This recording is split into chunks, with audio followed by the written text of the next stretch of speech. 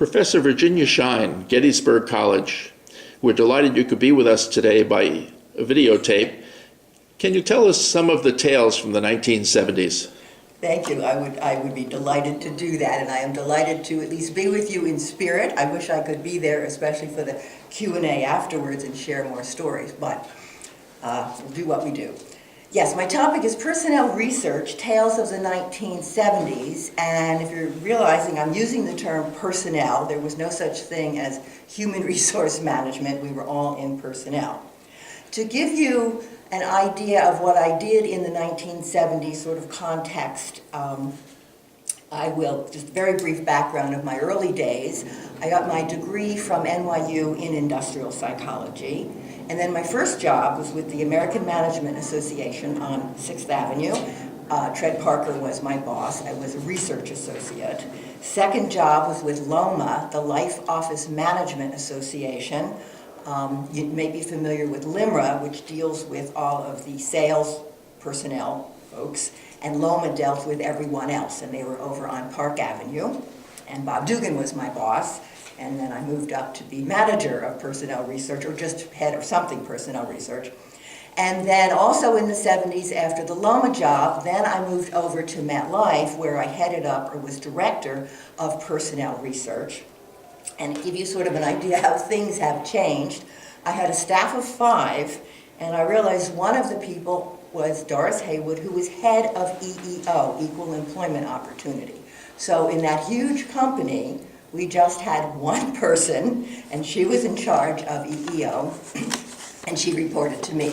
The other person was Dr. Connie Queller, and his responsibility was testing and test validation, and then 3 other staff members at the master's level.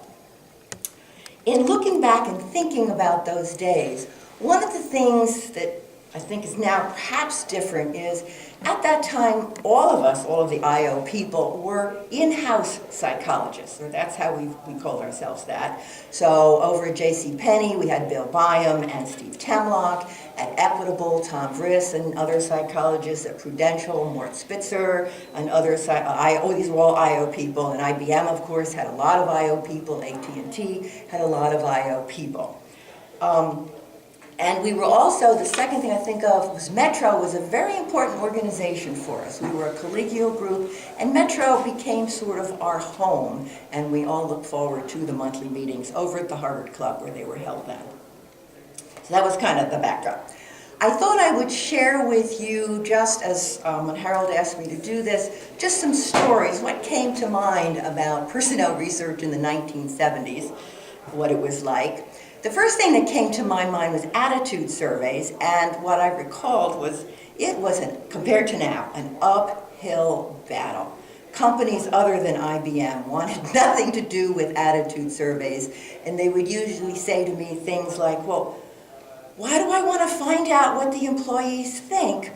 What if they don't like something? What am I going to do? So that was kind of the comment that you would get. It was an uphill battle. We did at MetLife, after the first year I was there, put in an attitude survey program, and now, of course, they're everywhere. The other thing related to attitude surveys at that time was the starting of the Mayflower Group.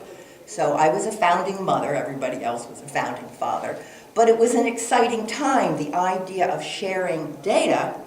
But what I remember best, and if you can imagine this, there was one from like the Noah's Ark. There were 2 of each, so there was there was MetLife and then State Farm. There was Xerox and IBM. There was General Motors and Ford, so we wanted 2 from every industry.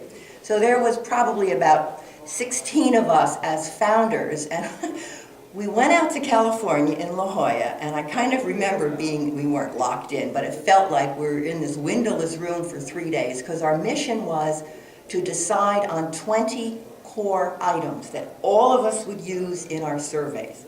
Now try and imagine a bunch of IO psychologists trying to agree on 20 items. I mean, it was maddening, it was fun, and that's probably why I think of it as being locked in. But we did complete our mission, and if you use attitude surveys today, you would be able to find the 20 core items, which surprises me they're still around.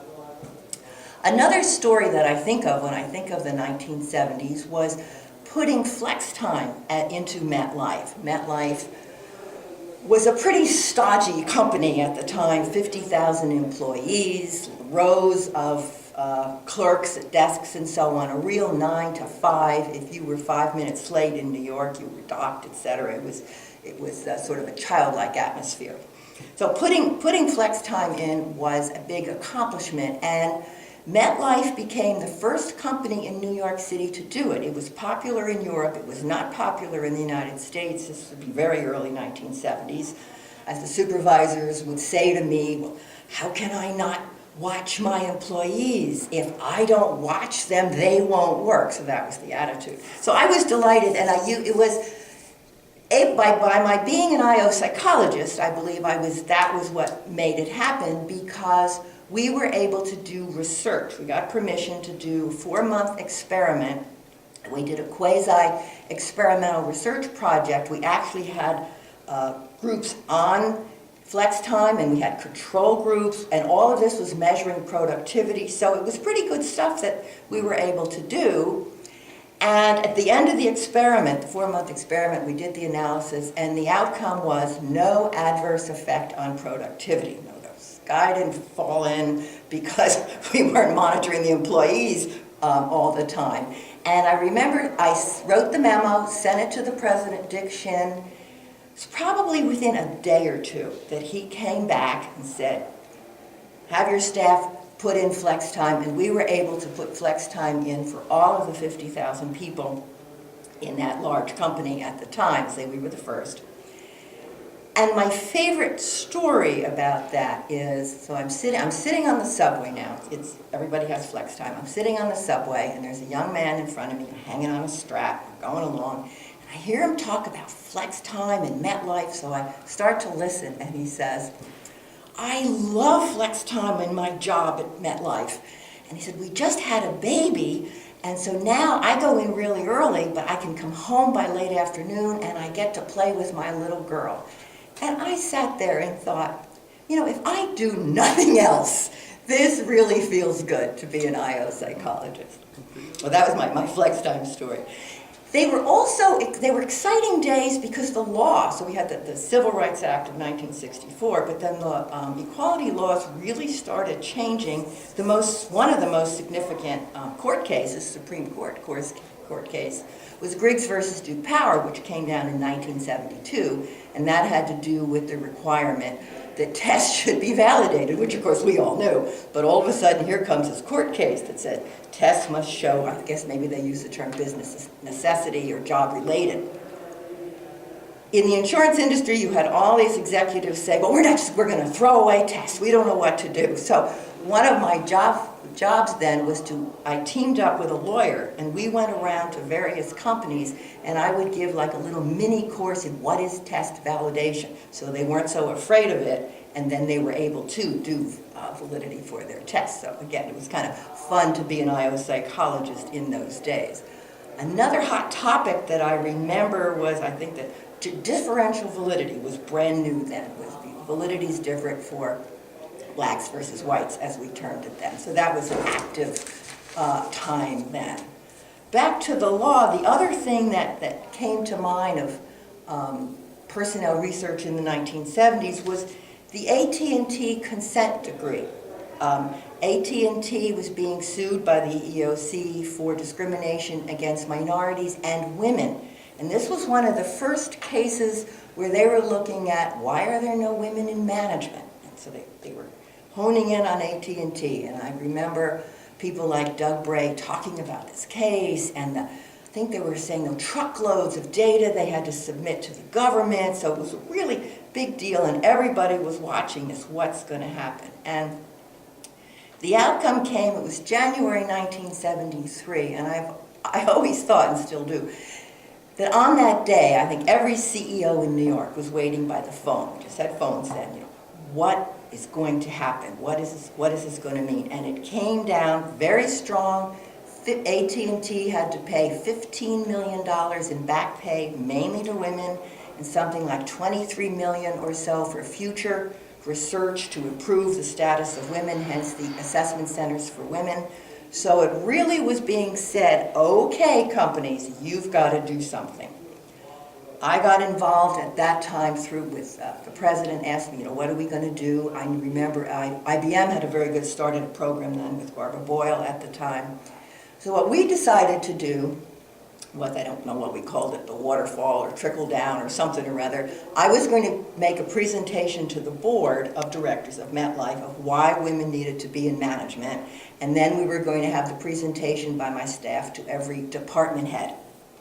And so we did the presentation with slides, and it was mainly myths, myths about women and truth, and women don't work for pin money was one I remember. So we had this all, laid out. So I walk into the boardroom, and you can kind of picture it. So this is 1973. There were no women on the board, and I'm staring up at all these pictures of former board members, all male. So I walk in, and I start my talk, and everybody's respectful. But I'm picking up really, they're listening, but they can't wait for it to end and get off this topic, which had no meaning to them. So they were all sitting there politely listening. So I'm doing my slides until I got to the AT&T slide. And when I put up the numbers, that's all it took. 15 million, 23 million. It was like they were all puppets on a string. The heads came up, picked up their pencils, they sat up straight in their chair, and they listened to what I had to say. I do remember that day. Going back to gender, you would probably know, there were very, very few women IO psychologists at the time. I was the first woman to get a degree in IO psychology from NYU. And in terms of women practitioners, there were really three of us. There was myself, there was Pat Dyer, who was at IBM, and Mary Tenneper, who was at AT&T, and I probably left somebody out, but that was pretty much the women at the time practicing in New York. And then also, yes, I forgot, in terms of Metro, I was the first woman president who was an IO person.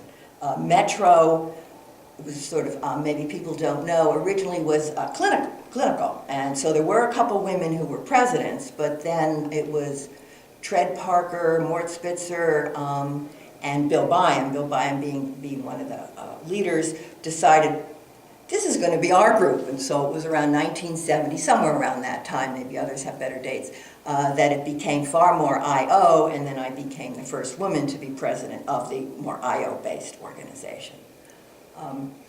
Looking back, I'd like to think of those days. They were exciting days, and as IO psychologists, we did a lot of good stuff and a lot of different stuff. And the other thing was, we were very collegial. We were friends. We did things in terms of meetings and so on. So it was a group that we were all aware of each other, and it was a good time in the 70s to be in New York, and I'm really glad that I was able to be part of it. Thank you. Thank you so much.